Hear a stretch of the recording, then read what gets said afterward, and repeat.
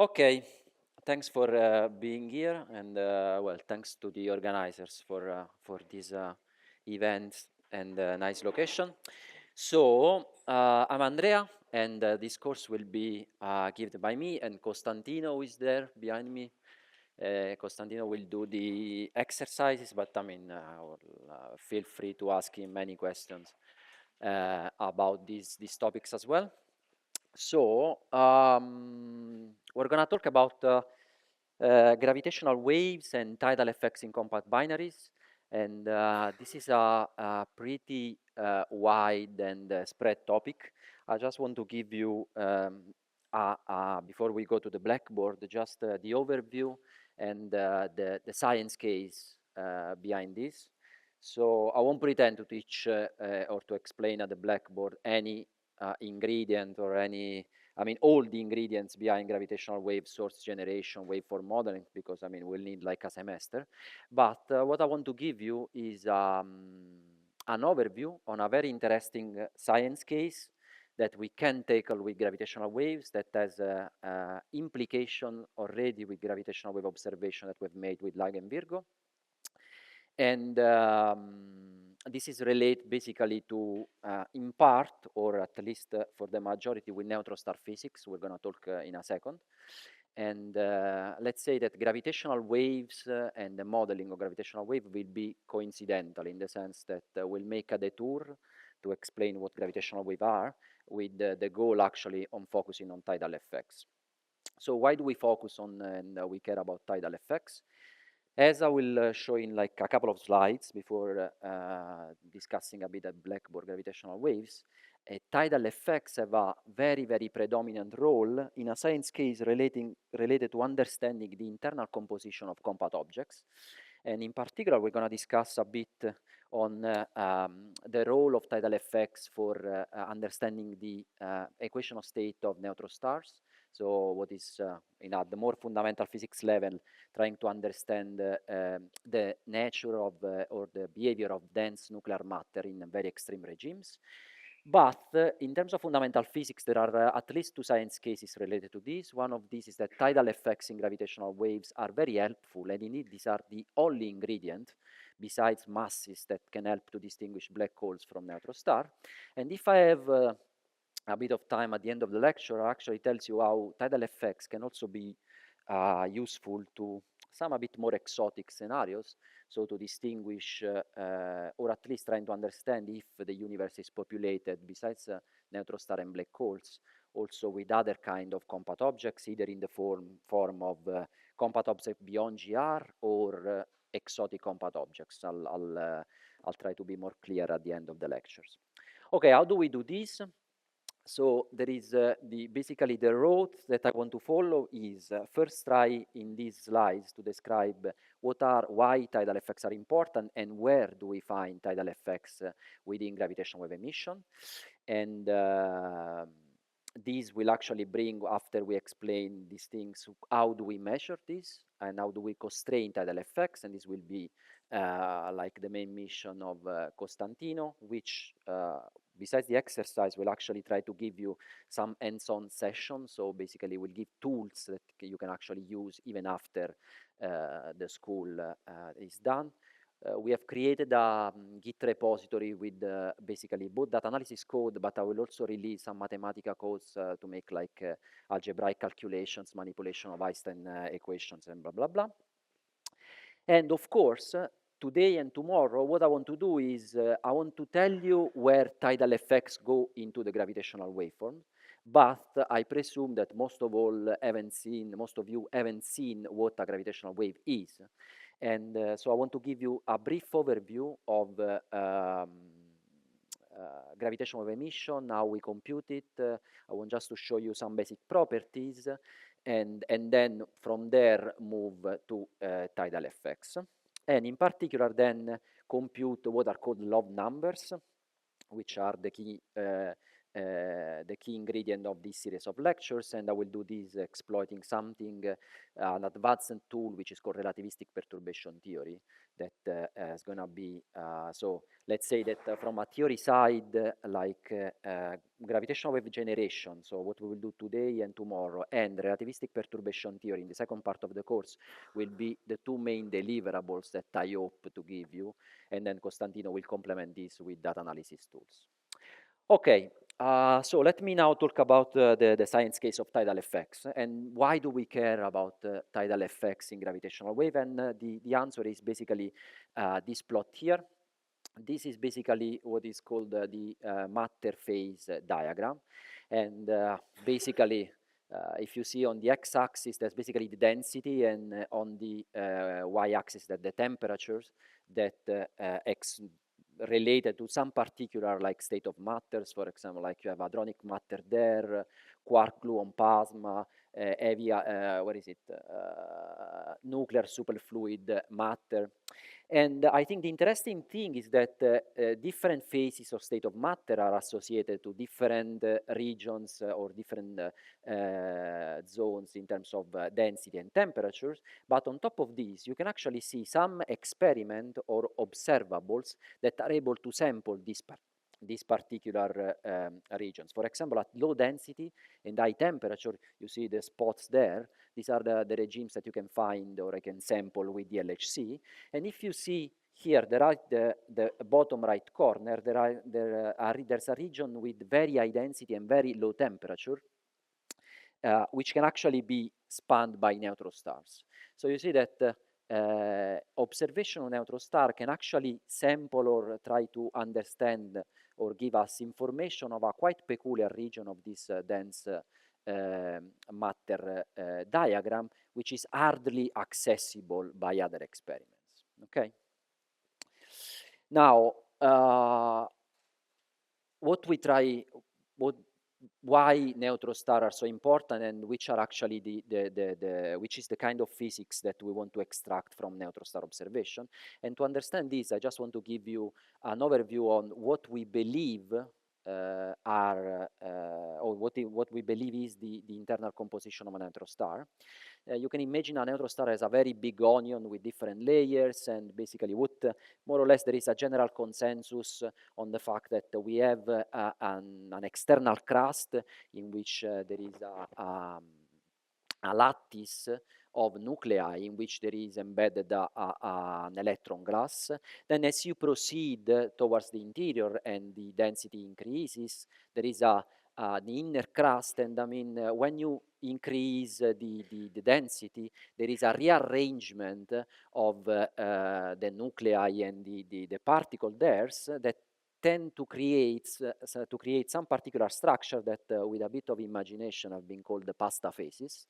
And this is because the numerical simulations show that basically this structure rearrange in small drops that they call spaghetti, and then as you move like at higher density, they basically squash and they become spaghetti, waffles, and at the end they basically completely flatten in order to create some sort of layers that, again, with a bit of fantasy, they became lasagna phases inside neutron stars.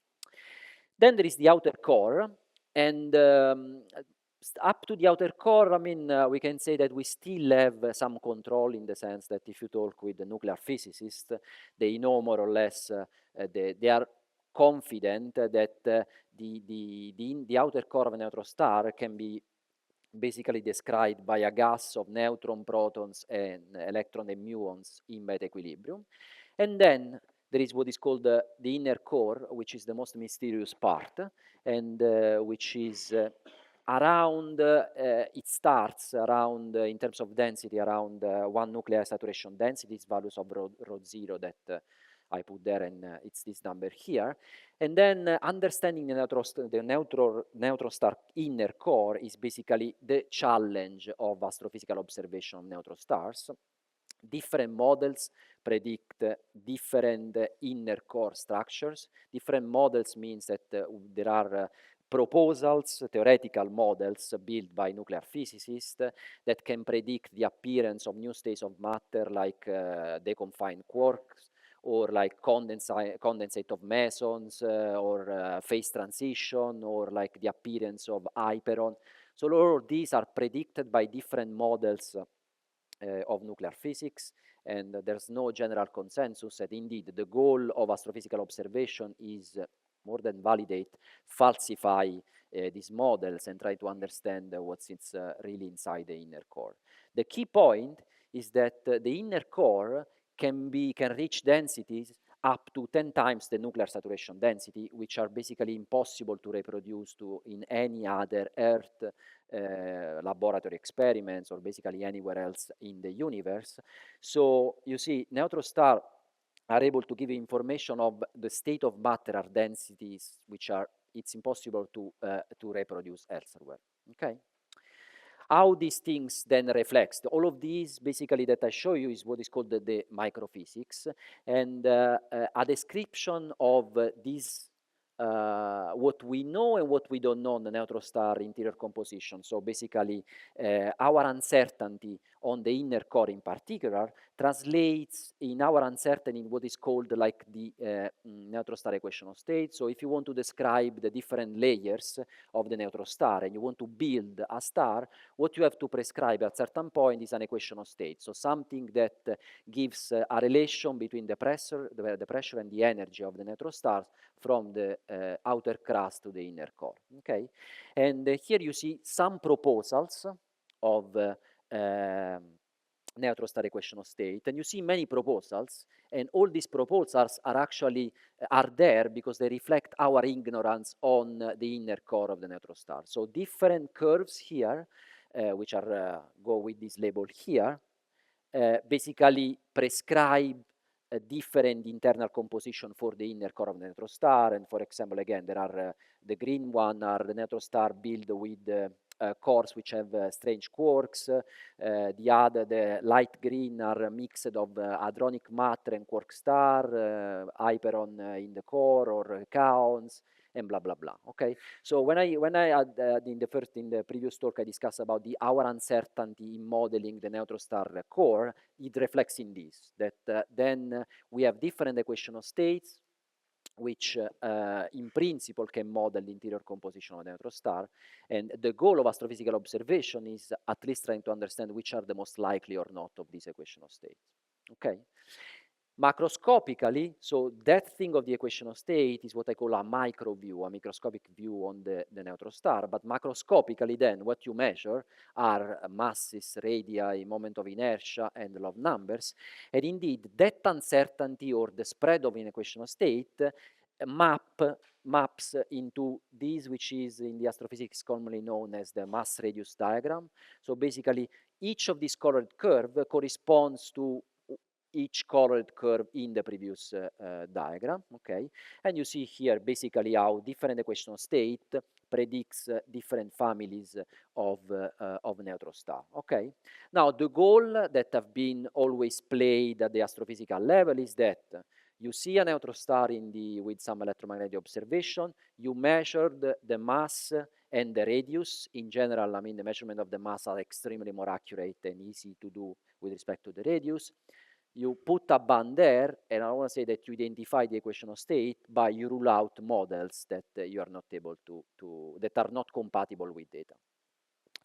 Okay, this has been basically the game that has been played so far with the astrophysical electromagnetic observation, and as this is always said, basically understanding the equation of state of neutron star is the holy grail of astrophysics, because if you want to work with neutron stars, so then you want to study the signals that they emit, you want to characterize from gamma ray burst, any kind of electromagnetic emission, but you also want to use the neutron star to make fundamental physics as test of gravity or study their evolution.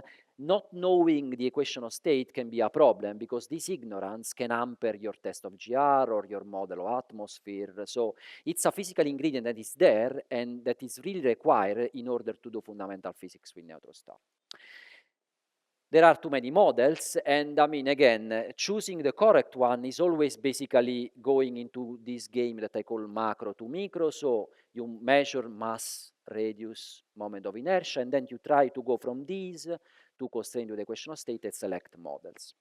Now, with gravitational waves, we, in 2017, so with the discovery of the first binary neutron star event, we added a new ingredient to do this game. And so we basically added a new channel to, with some new observables that I want to show you, that can be helpful to distinguish the equation of state of neutron star and to select the correct models. So how do we look for signatures in the gravitational wave emission? So the one that you see on top is basically the standard, very sketchy view of gravitational wave emission. And the second row here shows basically some, gives a pictorial representation of some phases of the two neutron stars evolving each other in a coalescence, okay? And you have to imagine that, at least in the spiral phase, this line here goes as increasing frequency, okay? As I will actually show today and tomorrow, basically the signal chirps, in the sense that increases in frequency, both with the frequency and the amplitude of the waveform increases during time and during the spiral, okay? And so you are, this is basically low frequency, and then when you approaches the merger phase, I mean, your frequency increase. Now, when you are far from the merger, so at very low frequency, your neutron star behave as point particles. So you really don't care whether they're made of nuclear matter, plastic, or wood, okay? They're basically the same. They're basically delta function going around, okay? Then when you approach at larger frequency, there is something that we won't talk specifically in this lecture, but I mean, they also may be important, especially with next generation detectors, which are spin deformation. So like neutron star spin, the magnitude of the spin, especially at the end of their evolution, so during the merger, is not completely clear, but let's assume that the spin induced some deformation. You can just imagine that, I mean, like the Earth, basically, that is deformed along the equatorial axis. And the magnitude, this deformation induces, for example, a spin-induced quadrupole moment, and the spin-induced quadrupole moment depends on the particular interior composition of the object, okay? So more fluffy or less fluffy internal composition can actually give you compact objects which are more elongated or less elongated. So the entity of this deformation depends on the particular kind of matter that is inside the neutron stars. But when you proceed at higher and higher frequency, and in particular when you're closer to the merger, then there is something that becomes more and more important, which are tidal effects, okay? So you have to imagine that you have these two neutron stars going around. At some points, the stars start feeling the tidal forces induced by the other object and start to deform. The magnitude of this deformation is then indeed proportional to what's inside the neutron stars, okay? So, and this become more and more relevant as they are closer and closer, and tidal forces become more important. So basically, tidal, when at the beginning of lecture I said that tidal interaction are connected to the study of the internal properties of neutron star and compact objects in general, it's because tidal effects leave a footprint, an imprint on the emitted gravitational waveforms, and this imprint is proportional to the particular matter that is inside your body, okay? So measuring or constraining from gravitational wave observation the magnitude of these tidal effects can be in principle used then to map or trying to characterize the internal composition of the object, and so to play this game of from macro to micro, okay? So going then from the macroscopic observables, the gravitational wave, to the fundamental physics, so this is the equation of state.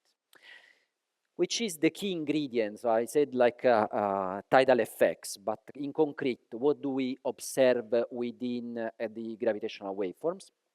Well,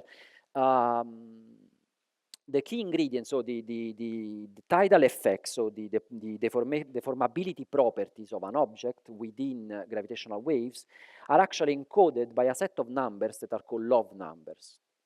And love is a British astronomer, or actually probably a geophysicist of early 20th century. I put here the original papers. in which he introduced like the concept of love numbers, and basically his works were merely intended to study the formation of planets and asteroids in the solar systems. So basically the idea here is that you have some parameters that tell you basically how much, that are able basically to give you to tell you how much an object is deformed when this is embedded into an external tidal field. There is a very, very nice way to present these love numbers, and this will actually be key in our lectures when we compute this love number. Computing the love number is basically the goal of this series of lectures. And in general relativity, tidal love number can be introduced, well, in Newtonian gravity, but basically with this relation here, okay? This basically on the left-hand side, what this Q tells is basically the quadruple moment of your object that is deformed by the tidal field. And on the right-hand side, you see this capital E, which is the tidal field. Now, the love number is this K2. I will generically call the love number K2 or lambda, which in literature is also called tidal deformability. But the point is that this lambda or K2 are the coupling constants between the star quadruple and the external tidal field. So the tidal field E is the source of the deformation. The quadruple on the left is basically something that tells you how the object is deformed. Okay, it tells you the shape of the deformed object. The tidal love number, K2, or the tidal deformability lambda, are the coupling constants between these two things. Okay?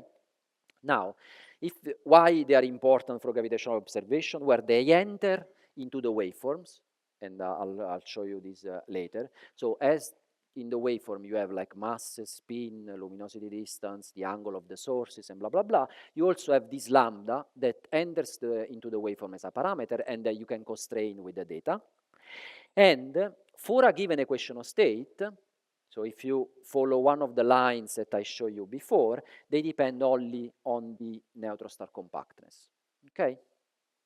So the basic game is to introduce another parameter together with masses and radii that quantifies the relevance or encodes the properties of the neutron star interior. Now, let me give you just another couple of slides to show how these love numbers enter the waveform and which is the visible effect. So here, there is a sketch of the gravitational waveform in the frequency domain for a different system. So the dashed line is the wave emitted by a couple of black holes, and then the colored lines are basically lines emitted, gravitational waves emitted by binary neutron star with different equational states, so different internal composition, okay? And as I told you at the beginning, basically, if you move from the left to the right, you're increasing your frequency, and you're going from being far, the stars are very far, to approaching the merger. So when you are far from the merger, okay, you see that basically the colored lines are basically indistinguishable from the binary black hole, which basically means that if you have two black hole with 1.4 solar masses and two neutron stars, in that regime, you won't be able to distinguish between the two. They basically act as 2 points going around. But when you move closer, you see that the lines start to spread, and the spread depends on the particular color. So depends on the kind of matter that you put inside the neutron star, so basically depend on the equational state. Okay? So our goal, the goal of the observation is try to fit the colored lines and possible to discriminate the color. Okay, so trying to get which is the best color that fit the observation. And then of course there is even the messy and probably even more interesting thing, which is what happened at after the merger. All the mess that you see there is that because after the merger you see that there is a newly formed possibly neutron star that lives for a while, emits mode and gravitational radiation, and again it's even more messy than the spiral case. We classify the equational states and the love number using what is called the stiffness. So and in particular, we have like two classes of equation of state that predict different log numbers. So soft and stiff equation of state. So soft equation of state are those equation of state which are very difficult, that produce stars which are very, very difficult to deform, okay? So which are more compact. So if you fix the equation of the mass of the neutron star, for example, take like 1.4 solar masses, so a soft equation of state will give a star which is more compact with respect to a stiff equation of state. More compact means smaller radius, because the mass needs to be packed in a smaller volume. And if it's more compact, it's more difficult to deform, the log number which encodes the ability to deform the star will be smaller, okay? So soft equation of state, if you look at the last column, which basically gives the lambda, the log numbers for different equation of states ordered in terms of stiffness, very soft and very stiff give very small and very large log numbers, okay? Which reflect, basically tells you how much you go farther from the black line, okay? So the blue, the light blue color there will be the line which diverges more from the black hole line because it gives you like larger tidal deformability. Okay, and this is probably, let me see, the last slide before we go, the semi-last slide before we go to the blackboard. So basically, you see, through gravitational waves, we are duplicating or actually opening. When I was talking about opening a new window onto the equation of state, is that because until 17 we only had this plot here. So there was the canonical mass radius plane in which, as I show you, we're basically trying to put a vertical and a horizontal line, say measuring like the radius of some millisecond pulsar through electromagnetic observation. What you can do now is build a similar plot, so build a mass log number or tidal deformability plot and do exactly the same game. And this, for example, is the constraint that has been put by gravitational wave observations by the first event. Well, basically, we had two events, but only the first one was really meaningful in terms of constraints. And this basically the difference, as I was telling you, so on the equation of state and on the log numbers between soft and stiff equation of states. Okay, last slide. Where do we find, so again, if you follow a bit the line of the storyline, so we want to characterize the science case that we want to understand and tackle is understanding the internal composition of compact object. And at the very fundamental physics level, it basically means trying to understand how fundamental force, strong interactions, work at those regimes, so at 10 times the nuclear saturation density. To do this, we have electromagnetic or gravitational wave observations. Gravitational wave observation basically work because tidal effects leave a footprint into the waveform. Tidal effects are encoded or described by log numbers. The last thing that we need to understand is where these log numbers enter into the waveform, okay, such that we can identify the parameters and the location that we need to see in the waveform in order to constrain log numbers. Now, generically, there, if you have like the waveform that I wrote there in the frequency domain, h of f, you can decouple the contribution in the phase as sum of two pieces, what I call the point particle and the tidal phase. So the point particle term just depends on the usual parameters, the masses and the spins, okay? And in the way that at least for comparable mass binaries, waveforms are constructed, they are constructed to what is called the post-Newtonian approach. I'll just give you like an overview of the thing. So what we do is basically use a weak field slow velocity approximation to describe the spiral phase. And this weak field, at the end of the story, means that the waveform, so the amplitude and the phase, are known as a Taylor expansion in powers of V over C. Okay, so we are working in a framework in which V over C is smaller than 1, okay? And you see the various contribution to the waveform, both at the point particle and the tidal phase are actually ordered in terms of this parameter V over C, okay? And the point particle only contains terms which proportional to m, which is the, for example, the total mass of the system, and eta is the symmetric mass ratio. I'll show you today and tomorrow what these parameters are. And then you have the tidal phase. The tidal phase depends on lambda 1 and lambda 2. So you have two neutron stars, so you have two love numbers, one for each neutron star, okay?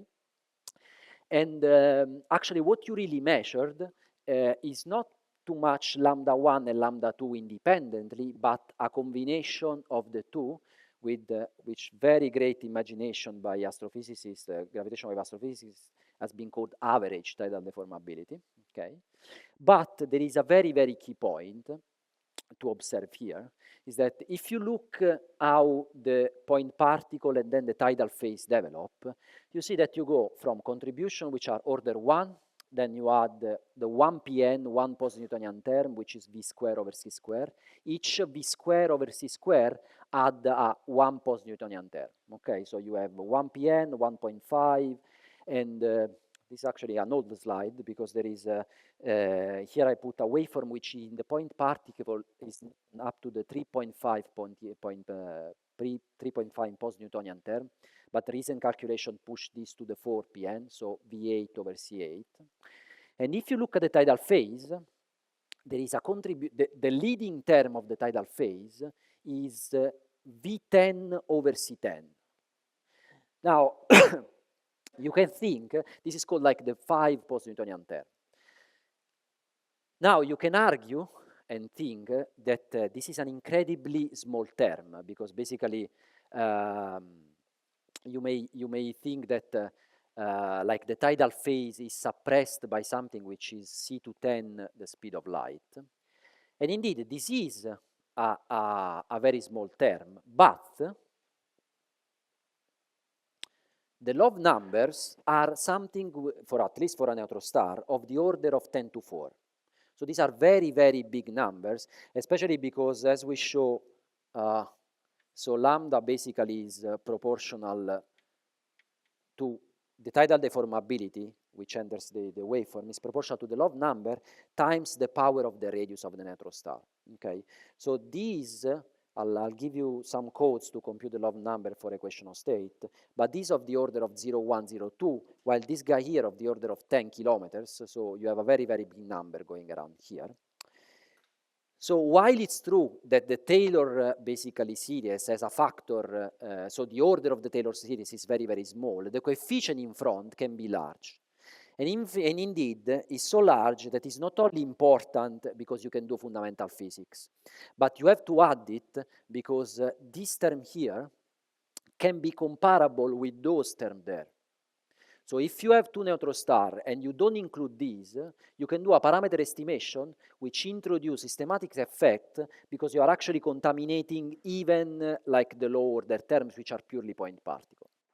Okay, so introducing the love numbers and tidal effects for neutron star is important because it includes information that you want to get to do fundamental physics, but also because you want templates which are accurate enough such that the mismodeling with the actual physics doesn't contaminate the rest. So basically what I'm telling you is that if you don't include this lambda, you may also bias the estimate of the other parameters because this thing here is as important as the other terms there. Okay? All right, but the point is that what I want to tell you is how to compute this. But before going there, since you probably never seen this, or at least maybe few of you have seen, I actually want to show you in the next two lecture how to compute the one. Okay, so what I want to give you is basically what Einstein did in 16. So basically explain how we compute the leading term on this post-Newtonian expansion, which is what is called the quadruple formula for gravitational wave and gravitational wave emission. And okay, the other terms are basically the post-Newtonian expansion, and I can give you like suggestions and reading on this, but they're not really, at least at this level, important. And nothing, I think that now what we're gonna do is develop the theory And what actually I want to show you today is that if you take perturbation, generic perturbation on top of a flat background, okay, and you plug these into Einstein equation will transform with some procedure into a wave equation, so that perturbation of a flat space-time propagate as waves at the speed of light and with some particular characteristics. I won't give you all the details, so we don't have time, but I just want to give you like an overview of the process and also some insights which show the main ingredients and the procedure that and the subtleties that you need to consider when basically you compute and you study gravitational waves. Okay? You have question on this part while cancel the black one? I'll make the, you want to do it now? Okay, let's do question if you have, and then we can do 5 minutes break, and then we go back at the blackboard. Yes. Yeah. No, it's the tidal deformability, and for me, the effect is basically the same. You can, they are related through the radius. I will call it generically the same, but I mean.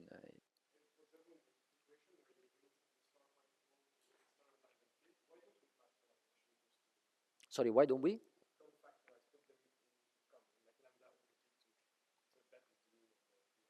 They are both, well, at the data analysis side, so if I have Q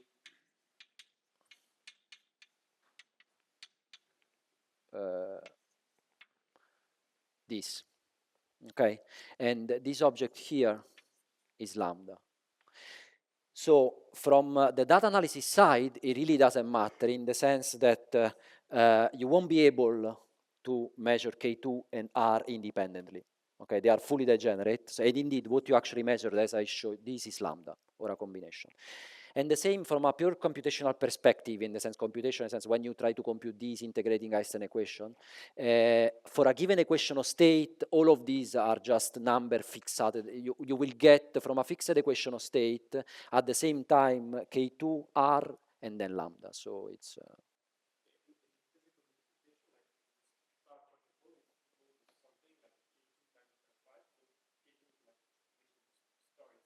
yeah, K2 is a property of the star, like the mass and the radius.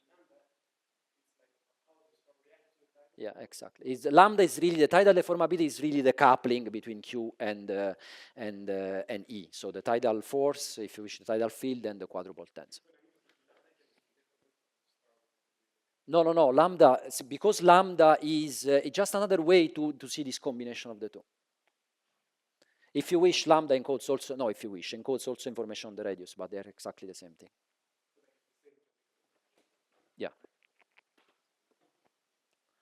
There is indeed an obsession by astrophysicists, and in particular by gravitational wave astronomers, to measure lambda and then to go back to the radius, which I never understood why they like this too much, because lambda per se encodes all the information that you want on the equation of state. You don't need to go back and unpack there and go to, because again, when you fix the equation of state, you know immediately the radius and K2, so they're all the same thing, I would say. They all encode the same property. Other questions? Okay, we go straight 5 minutes and then we go back at the blackboard.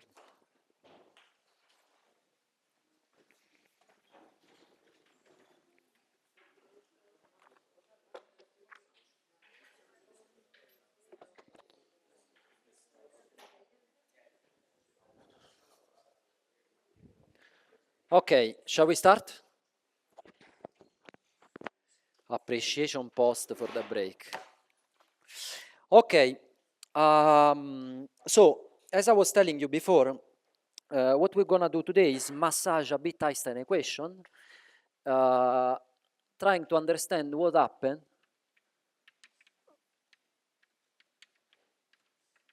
when we assume to work in a weak field approximation, okay? So we have that our metric the general metric will can be actually decomposed as a sum of these two pieces. For me, eta is like the Minkowski spacetime, and when I say weak perturbation, I basically mean that I'm expecting my calculation to hold as long as this condition is satisfied. We're gonna do this because, I mean, like doing perturbation on a general background is a disaster. I mean, it's way more complex, but the funny thing is that at the linear order, if you say replace this with, for example, the Schwarzschild metric, you're gonna find something which is very, very close to a wave equation again, with a different structure, but I mean, and of course with way more complexity, but I mean, the result will be very, very similar. So what I want to study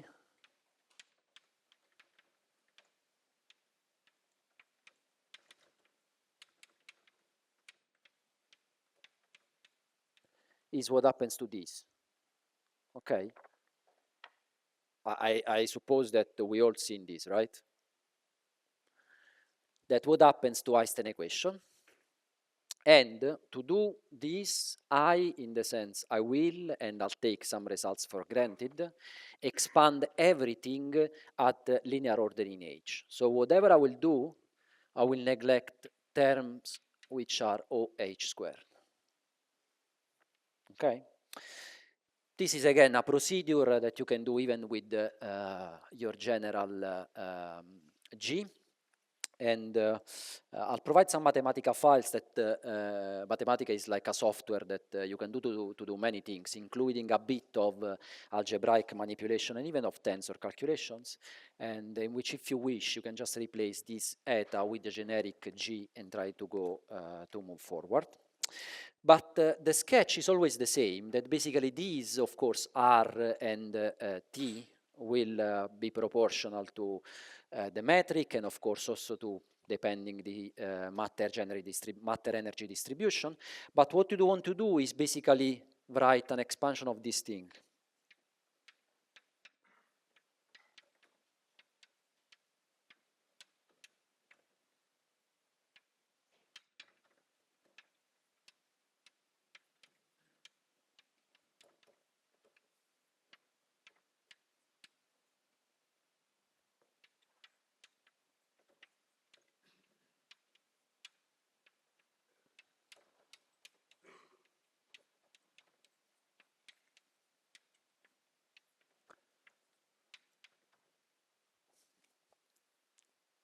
So what I want to do, I'm abusing a bit of the notation, in the sense I know that certain quantities will be 0, because I'm using like a flat background. So I know that these, for example, so bar for me are the background quantities, so everything that will be referred like to my background metric. And then delta is the linear order operator which acts on the perturbation, okay? Just wrote this in a very, very general way, in the sense that some of these components for my eta will be immediately 0. These and, what is it? This guy here will be 0, okay? But just to give you like the structure, again, if you unplug eta and you put like G mu nu Schwarzschild, you're gonna find like exactly the same, okay? And the game in this thing, this is perturbation theory in GR, is that, of course, you isolate the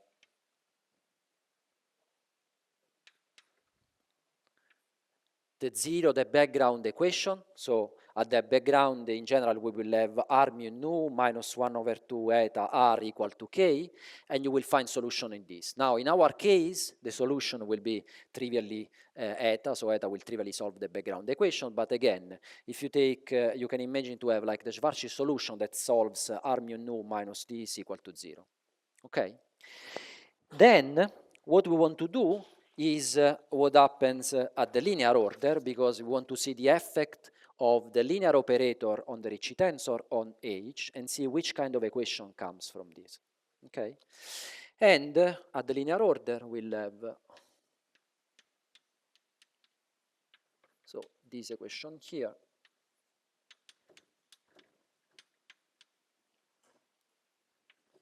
with K, which is the usual coupling constant, okay?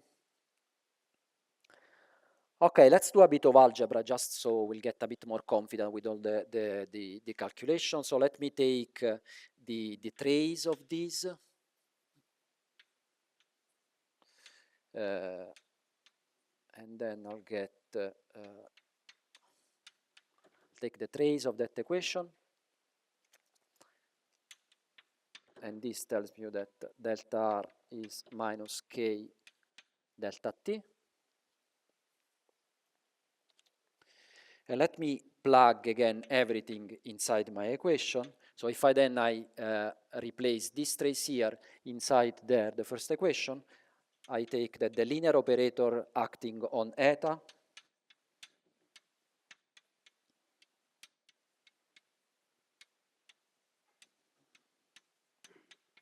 is given by this. So on the left-hand side, I will have all my geometric quantities, and this gives me, basically, will give me an operator acting on eta, sorry, on H, so the perturbation, and then I have the source term here, which depends on the linear order correction to the stress energy tensor and its trace. Okay. All right. Now you have to believe me, and if you don't, you can just open the gravitation or any other book of general relativity, but this guy here will contains basically Christoffel symbols and his product. Tell me, Costantino. This contains basically Christoffel symbols and its products.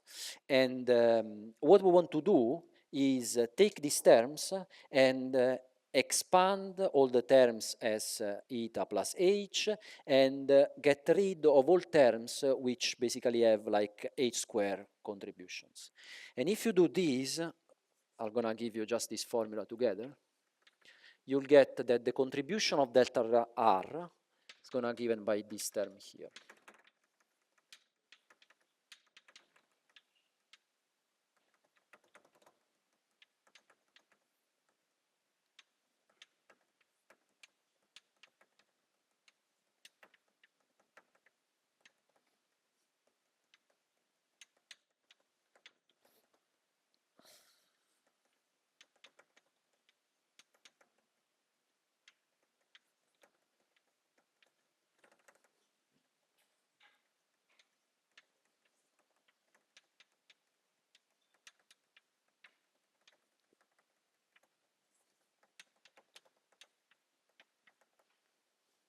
Yeah. Sorry. Sorry, say it again. That's zero, because I mean I'm perturbing a flat background. Where is it, h min? But there is r bar. Yeah, yeah, it's my answers at the beginning is that this G mu is eta plus h. You're welcome. Okay, so I have this equation here. Sorry, say it again. Yeah, you're right. So you have to bear with me because calligraphy is really not my. So lambda and nu, lambda mu, lambda mu, lambda nu, and then the same. Ask me whenever I don't write very well at the blackboard. So this is the box operator in flat space-time. So this basically is, I'll write the derivative sometimes even in this compact form. So this basically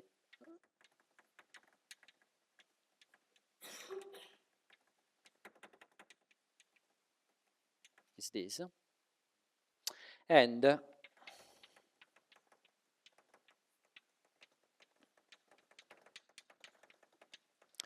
this is our classical operator.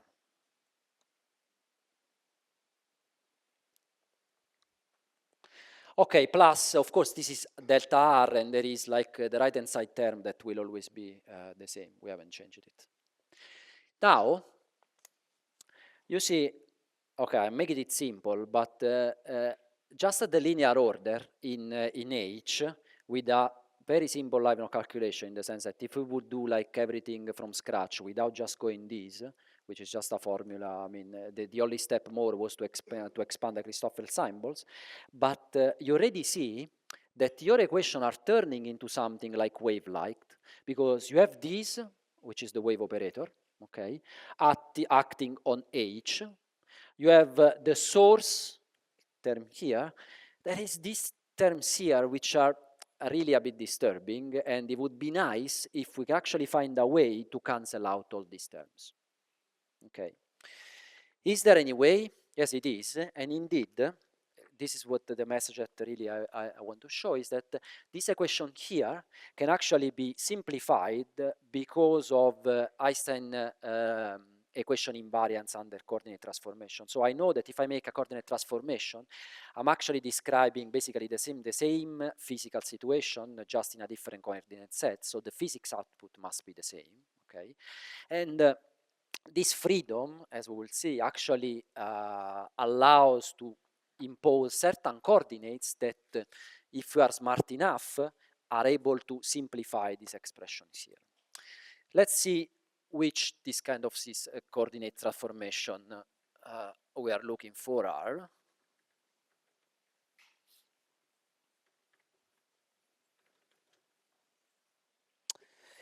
So I want to do a generic transformation of this type, where this epsilon gonna be function of the coordinates as well. Now, since I'm actually architecturing everything here at the level of perturbative weak field expansion, whatever I do, this thing here will induce a change in my metric. So I will find an H prime, okay? And to be consistent, I have to make a coordinate transformation. I have to choose an epsilon such that whatever I do, the new H prime will also satisfy basically this condition here. Okay? And basically this transformation of the linear order requires basically that the derivative of the shift epsilon with respect to the coordinates are proportional, are basically the same order of the perturbation H. Okay, and if you then want to compute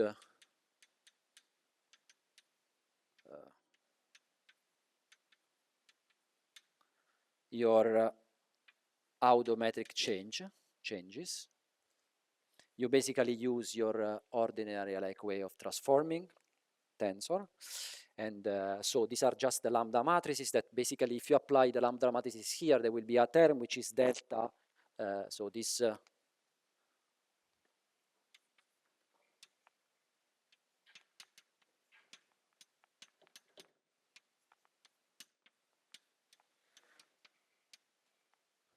will be that. So here you will basically have a product of this guy here multiplied by another product of this guy here, plus you will have G, and for us, so you will have lambda alpha alpha prime, lambda beta beta prime, and then here you will have this. Okay, you do all the products, and at the end, you keep all terms which are O epsilon and OH, okay? Since we are keeping everything at the linear order, you're gonna find that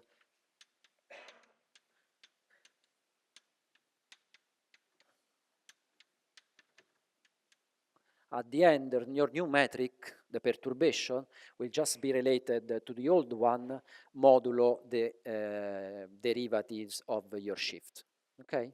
This basically, under the coordinate transformation that we are doing, the metric will change accordingly. Yeah, yes, I'm using basic, that's another, I'm basically using these or this. Okay, 3 types of derivatives.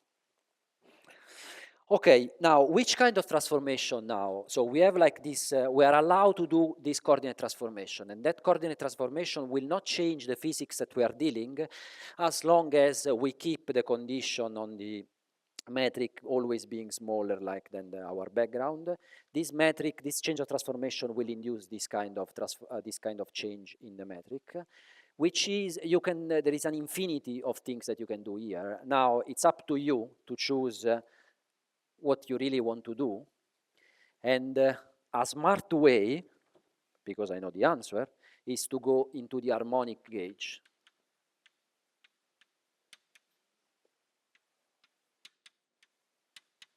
Which is given by imposing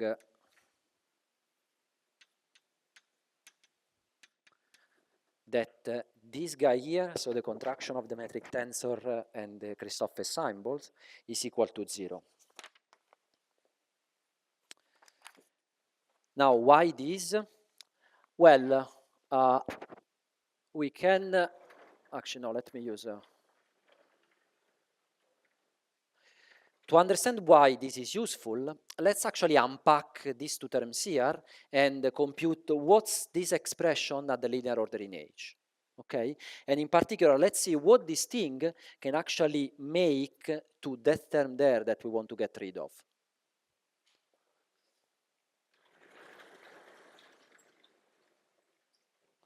So at the linear order in H, that expression there will be eta, well,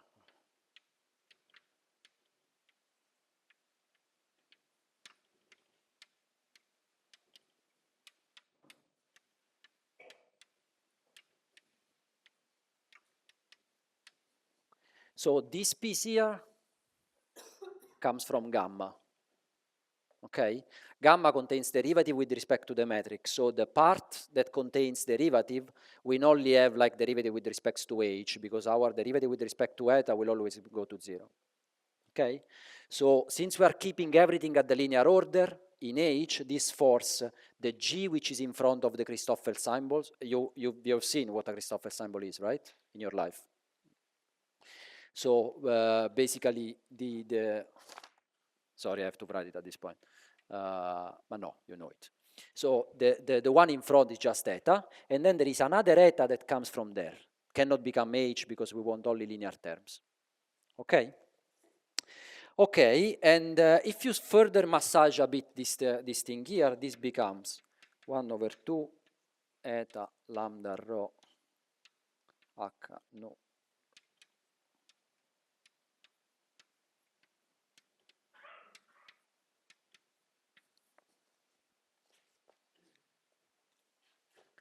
H, when I write symbols without any indexes, means the trace, okay? Trace, in this case, contracted with respect to the background metric, okay? Because we have to keep the linearity in H. All right, and in particular, this is equal to th mu rho in dx mu equal to 1/2 dh in dx rho. Okay, this equal to 0 is this. So at the linear order in H, the harmonic gauge becomes this. Now we want this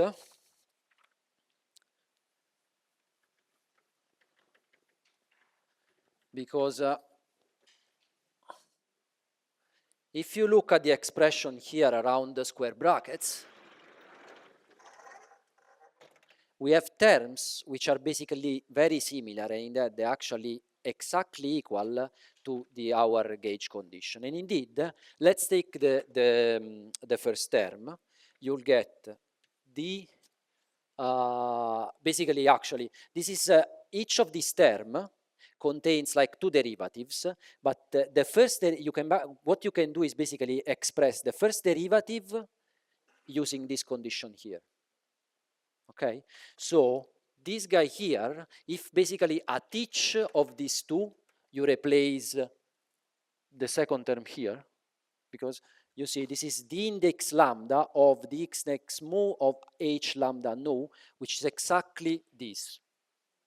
And the same this guy here. So replacing this condition here inside the first two elements will give 1 over 2 d in dx mu dh dx nu plus 1 over 2 d in dx nu dh dx mu. And then this one, you can leave it as it is. So this is just minus d square dx mu dx nu h. Partial derivative commutes. So basically you have 1 plus 1, 1 over 2 plus 1 over 2 minus 1. So when you use this condition here, I can actually simplify completely this square bracket because it will go to 0.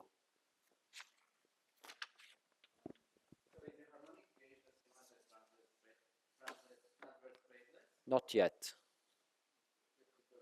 I need one other step, yeah, to go in that transformation. So the key point, again, is that using this condition here, I can completely get rid of, in a very safe way, of this square bracket. And so at the end of the story, my Einstein equation for the perturbation H will become this.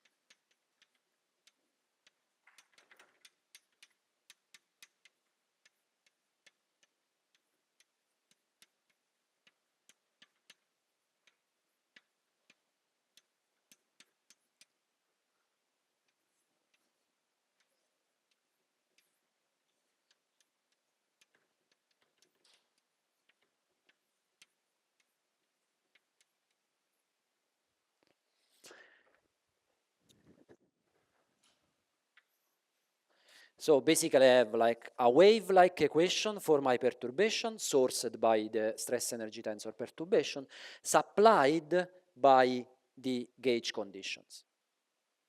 Okay? So this is the final set of equations that I get for the metric perturbation at the linear order. Okay? So this is already one of the results that we wanted to prove, because we have actually shown that indeed a generic perturbation H, we haven't imposed anything, propagates as a wave. The operator contains a characteristic speed, which is the speed of light. In principle, I have these, which are actually equations, because I have 10 components for this. I'll actually go back in a second on this point here, supplied by this kind of constraints that the equation, the components of H need to satisfy, then they complain with my choice of gauge. Let me tell you that it's useful to introduce, and you will find this in the majority of textbooks, a barred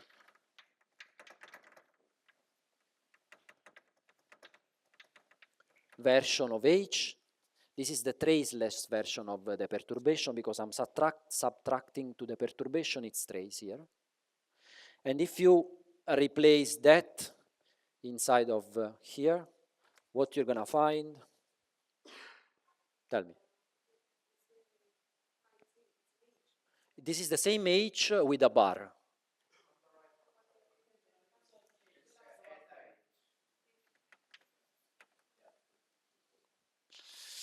So, and if you write this, it gets slightly more compact.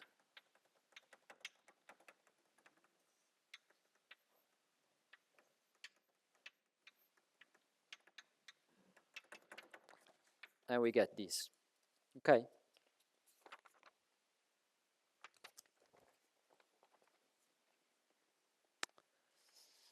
Now, there is an important point, is that you may ask, and indeed it's a reasonable question, whether to go to this particular simple form of the Einstein equation, is always possible to perform this harmonic gauge. So we have made this particular condition, but can we do this always? Are we restricted to some particular type of perturbation? And the answer is that yes, it's always possible to impose the harmonic gauge condition, and in particular to reduce to that particular system. And we can understand this looking at the way that the gamma rho, if you wish, the harmonic gauge condition transforms. So, let's suppose that we are in a particular coordinate system, our original coordinate system, in which gamma lambda, so our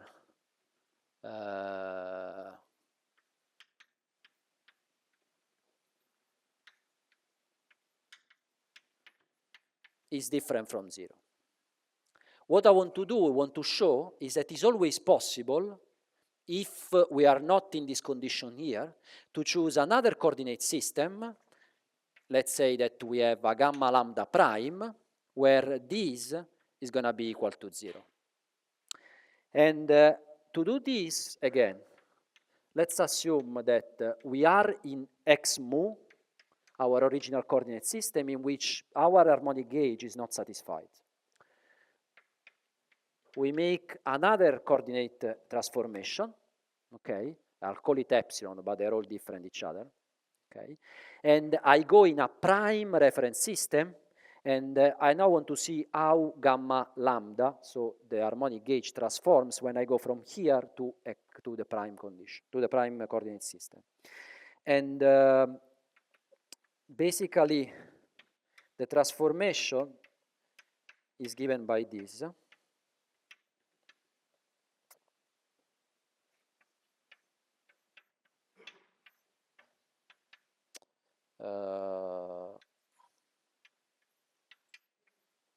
So if you basically study how the Christoffel symbol transform, you see that in the new coordinate system, the gamma prime will be given by this equation here.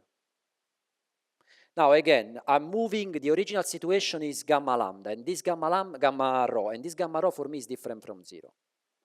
What I want is that this, the overall contribution, is equal to 0 in the new coordinate system. And if you then unpack again all the products that are there and you write them at the linear order in H, you'll find the following.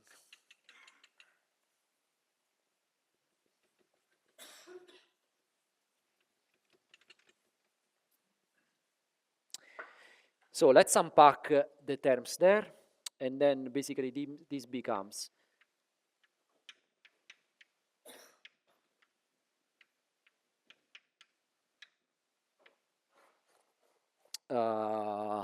that's the first term, the x lambda prime over the x rho, and then we have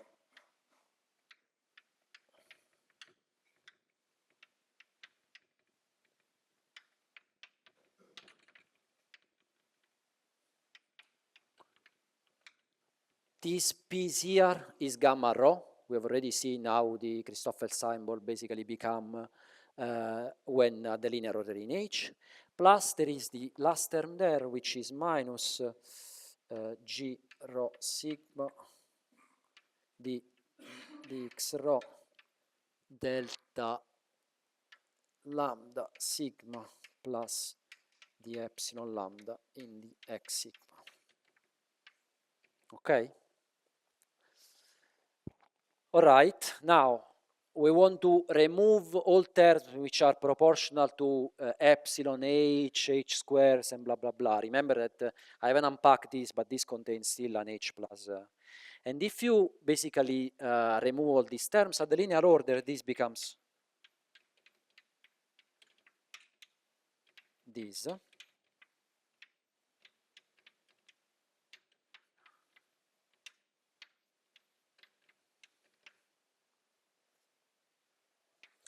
And we want this to be equal to 0. This is just this equation here in which I've thrown away all the possible h square and epsilon times h terms. Okay, just algebra. Okay. Now this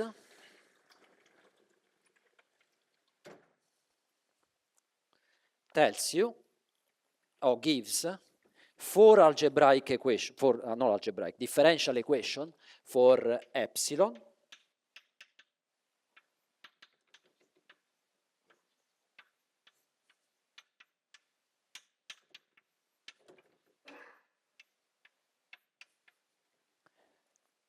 given by these equations here. This is the usual D'Alembertian operator in flat spacetime.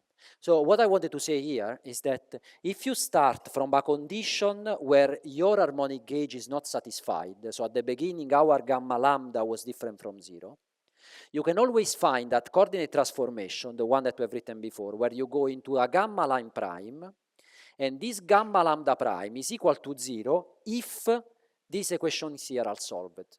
So you can solve for this, and you can find the four components of epsilon, which are the generators that induce the coordinate transformation, which render the gamma lambda prime equal to 0.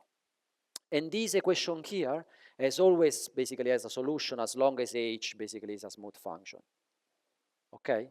So unless you really are working a very cumbersome problem, basically it's always possible to find the four components of these coordinate shifts that sends the that gives you a satisfied harmonic condition. Okay, so it's always possible to go from a generic coordinate system to the one in which the linear order perturbation to the metric reduces to this wave equation here.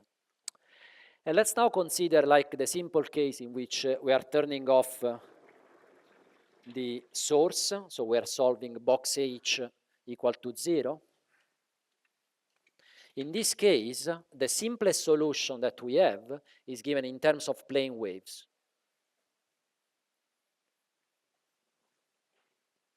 So a solution to this equal to 0 will just be given by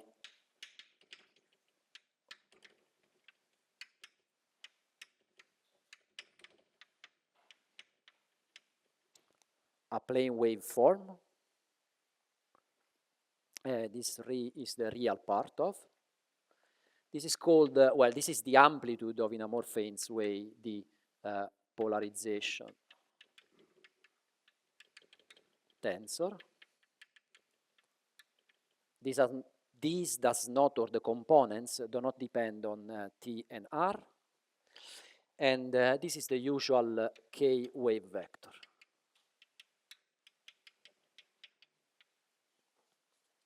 Okay.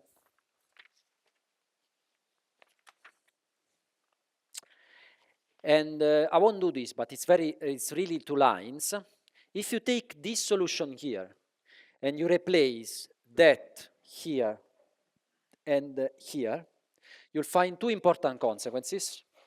One, that K is a null vector.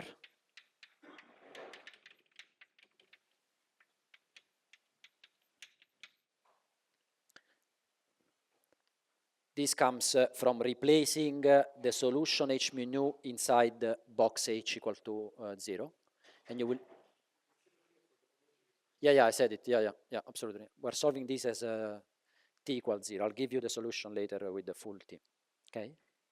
And the second is that if you plug this solution inside your gauge condition, you will actually find that the polarization tensor is always orthogonal to the wave vector.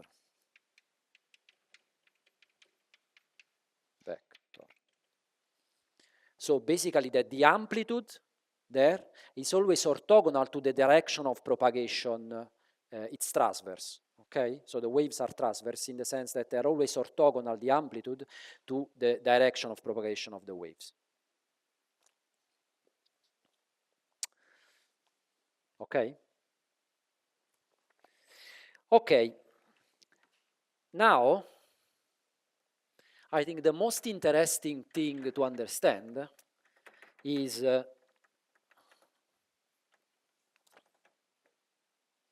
how many degrees of freedom are actually this H mini carrying. Because in principle, this contains 10 components.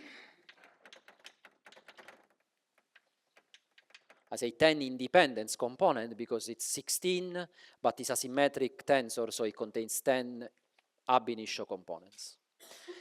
Now, from this, we need to remove 4 components, which, because we have the, well, I answered, but we have the gauge conditions. The gauge condition impose 4 relations between 4 components of H. So we are left with 6 components. But there is another thing, is that, the harmonic gauge condition is not uniquely satisfied.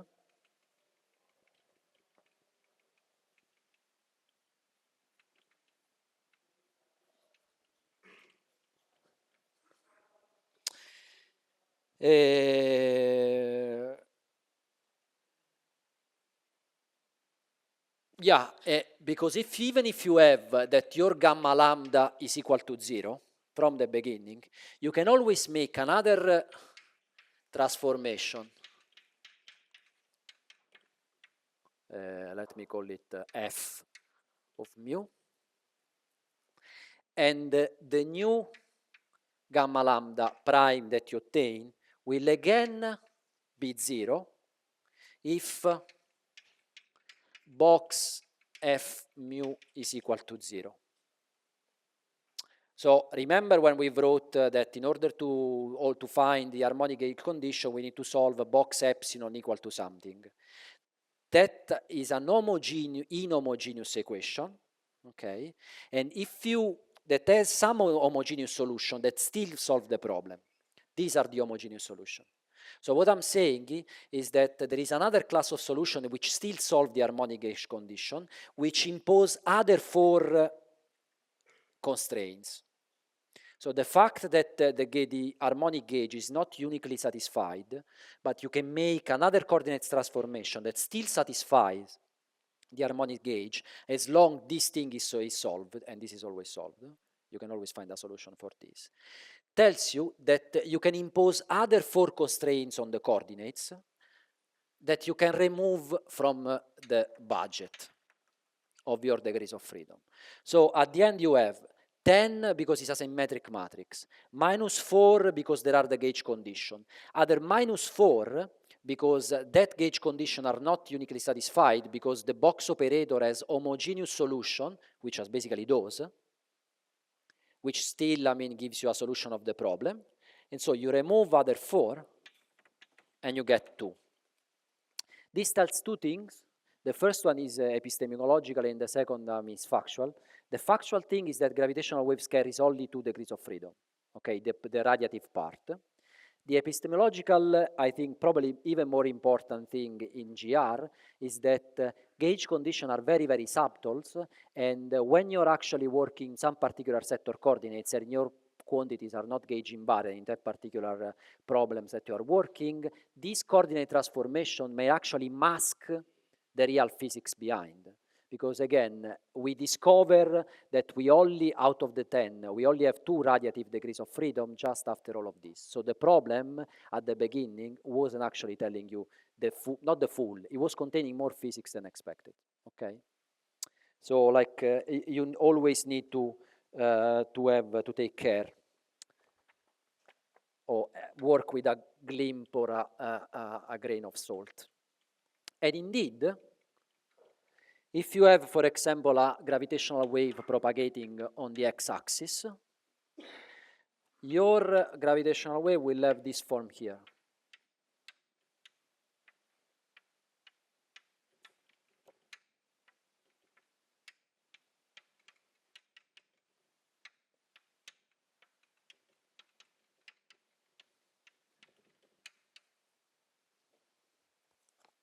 Okay, we'll only have 2 components, what I called here hy and hxy. And generically,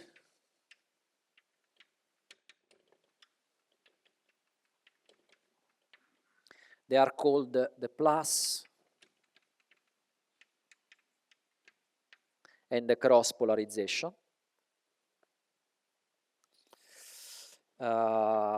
And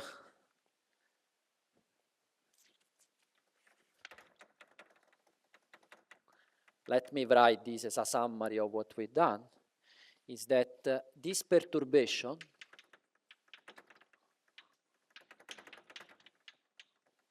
h min nu propagates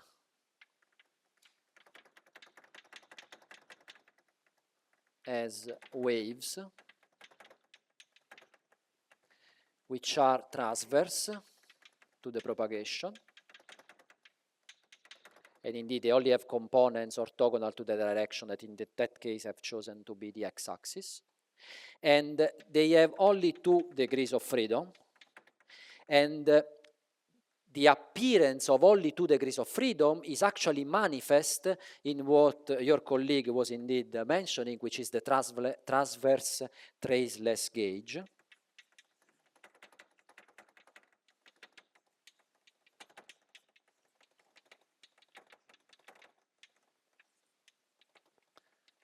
This name here is basically a summary for all we have done today. So the 2 conditions that we have imposed, so the first gauge transformation and then the second condition on the 4 components of the shift F, okay, which kills 8 degrees of freedom at the end, is what is called the TT gauge, in which again, the gravitational wave, the component of the perturbation show that there are only 2 degrees of freedom, which are orthogonal to x, and they sum up such that the trace of the perturbation is vanishing. Okay? And I don't have a plot here, but I should have actually put a slide. We can do this next time. But of course, there is a way, the reason why they are called as plus and cross polarization is because if you have a ring of particles, yes? Nothing? So if you have basically a ring of particles, okay, and you imagine that you have a gravitational wave impinging on the blackboard or coming out from the blackboard, and you assume that your waveform will be, for example, linearly polarized, containing only the plus component. Like during a period, well, I'll make only basically the ring hole particle will be distorted and will acquire this what is called plus, and well, it will basically be elongated on the vertical and the y-axis in order to basically create this sort of plus shape. If instead of this we have a wave which is polarized only with the x, basically the thing will be will have this kind of deformation. This is why basically they are called like the H plus and H cross polarization. Okay.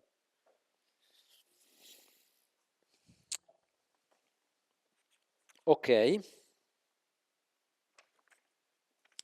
All right. Questions on this? Sure.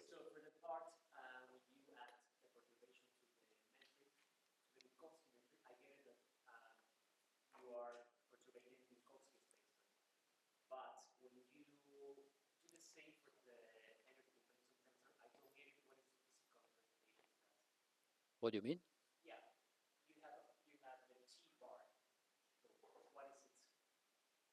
You have, because I mean, you will have like, I don't know, the T mu nu, which is, can be this, plus the stress energy tensor and whatever, and you will decompose, this actually depends on, for example, matter variables and on the metric variables, which are actually, that are actually encoded even in the metric tensor here. So you can actually split these as a background quantity plus the perturbation. If I have fluid, a generic background with a fluid. I have my fluid at rest, which is in a static configuration. So I have some rho which are constant, and then I perturb it. I mean, everything will be shaking and whatever will do at the passage of the wave. And I will have fluctuation. For example, I will have that this U will have, it will be 100 at the background level, and when I add the perturbation, I will get some radial or vertical component because of this. Other questions?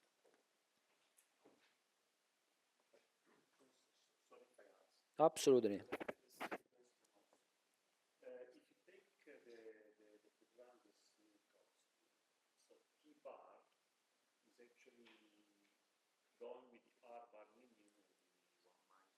Yeah. Sì. Yeah, in that particular example with, yeah. Yeah, as I said, I mean, I wrote it abusing a bit of notation because I wanted to write.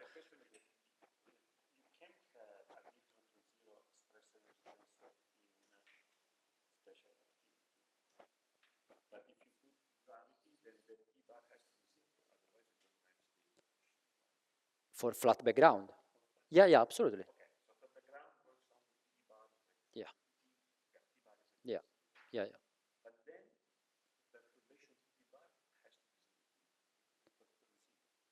In this particular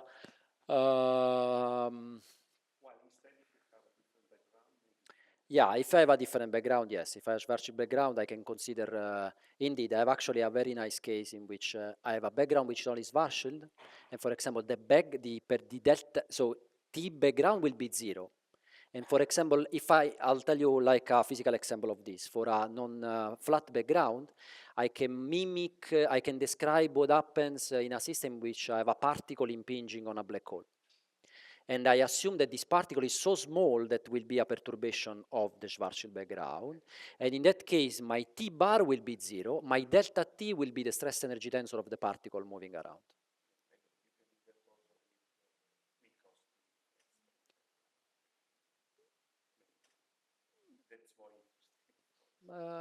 Think about. Okay, we have 10 minutes. And I think we can start, let's see, we can start from, so what I want to show you is that how to solve now the equations for H in a general case, so in which there is a stress energy tensor, and yes, indeed, and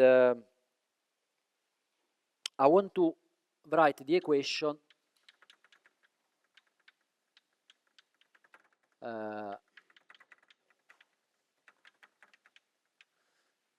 I want to derive what is called the quadruple formalism, which, yeah, I think this is the standard way that Einstein did it in the original formulation of the for H. So we will work again in a weak field setup, and we assume that we have a source which is confined in